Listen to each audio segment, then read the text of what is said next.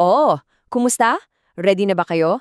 Kasi papasukin natin ang isang mundo sa math na parang imposible, pero sobrang powerful pala. Ang pag-uusapan natin ngayon, complex numbers. Oo, alam ko, sa pangalan pa lang, parang nakakatakot na. Complex eh. Pero huwag kayong mag-alala. Kasi dito, babakbakin natin yan step by step para makita nyo kung gaano ka-cool ang logic sa likod nito. Tingnan nyo to. Ang ganda no, ito yung tinatawag na Mandelbrot set. At ang amazing dito, kahit anong parte niyan ang i-zoom in mo, makikita mo ulit yung buong pattern, paulit-ulit hanggang sa walang katapusan. At heto yung aastig. Lahat ng yan, lahat ng komplikadong itsura na yan, galing lang sa isang sobrang simpleng formula. So, paano nangyari yun? Paano ngang isang simpleng math equation nag-create ng ganito kagandang sining? Well, ang sekreto, nagsisimula sa isang problema.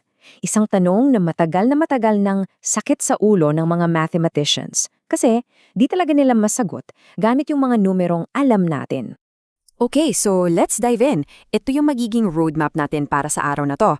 Magsisimula tayo sa isang problema at titignan natin kung paano to magiging isang napakagandang solusyon. You know, sa history ng math, ganyan naman palagi, di ba? Kapag may kulang, nag-iimbento tayo ng bago.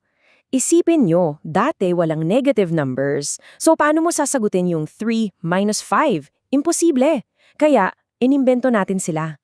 Ngayon, may isa na namang imposibleng tanong na kailangan ng, well, isang bago at kakaibang klase ng numero. At heto na nga ang problema. Yung tanong na, ano ang square root ng negative 1? Isipin nyo, anong numero ang imumultiply mo sa sarili niya para maging negative 1? Kasi, positive times positive is positive. Negative times negative, positive pa rin. So, wala. Walang real number na kayang gawin yan.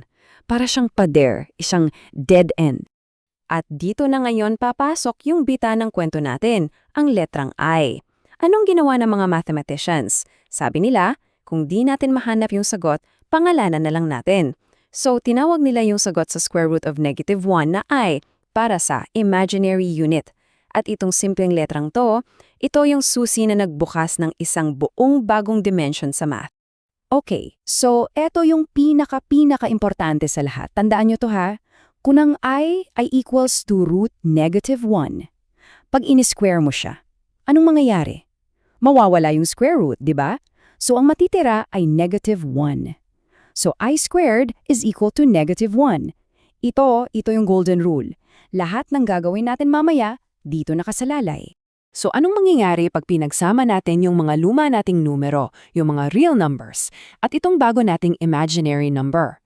Well, makakabuo tayo ng isang complex number. Yan na yung buong package. May real part, siya yung A, at may imaginary part, yung may kasamang I, siya yung B. Okay, so ngayon may bago na tayong klase ng numero. Ang tanong, paano natin siya makikita? Paano mo i-drawing ang isang bagay na imaginary, di ba? Tara, tingnan natin! Isipin nyo yung number line. Yung mga real numbers, lahat sila nakatira dyan sa isang linya, one-dimensional. Pero itong complex number, dalawa yung parte niya eh. May real, may imaginary. So, isang linya? Kulang. Kailangan natin ng dalawang dimensyon. Kaya yan, ginagamit natin yung tinatawag na complex plane.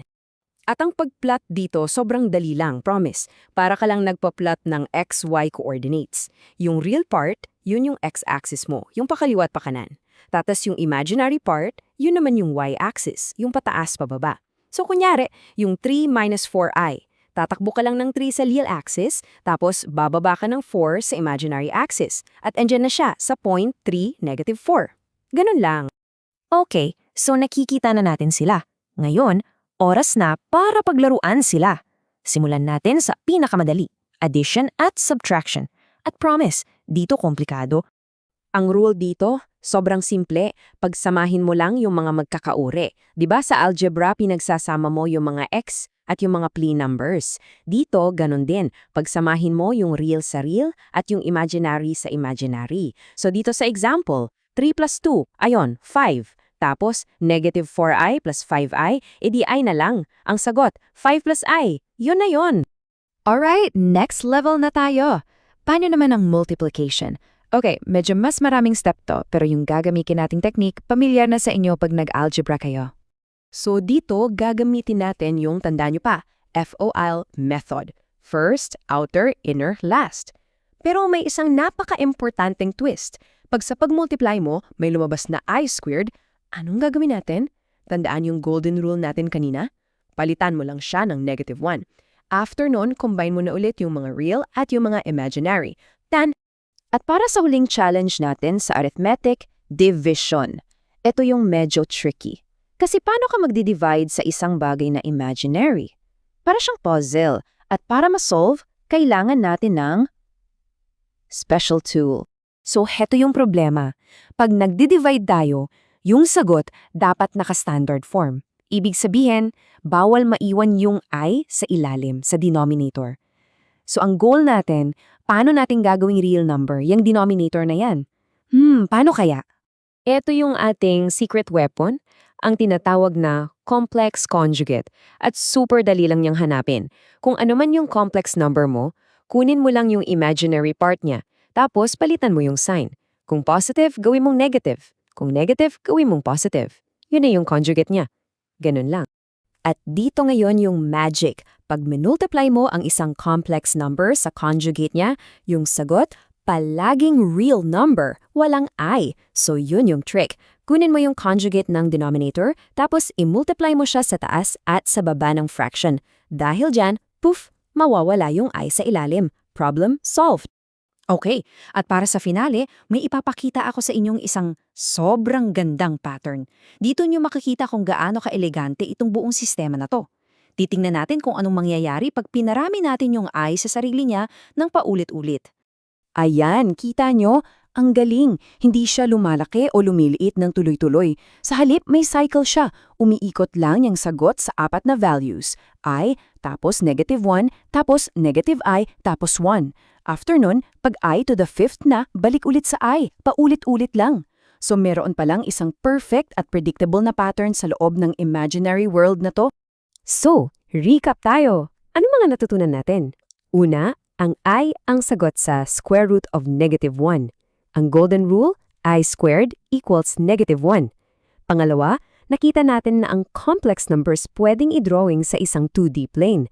Pangatlo, yung arithmetic parang algebra lang pero may I squared equals -1 twist. Susi sa division, yung conjugate. At pang-apat, may magandang 4-part cycle yung powers ng I. Simple lang, di ba?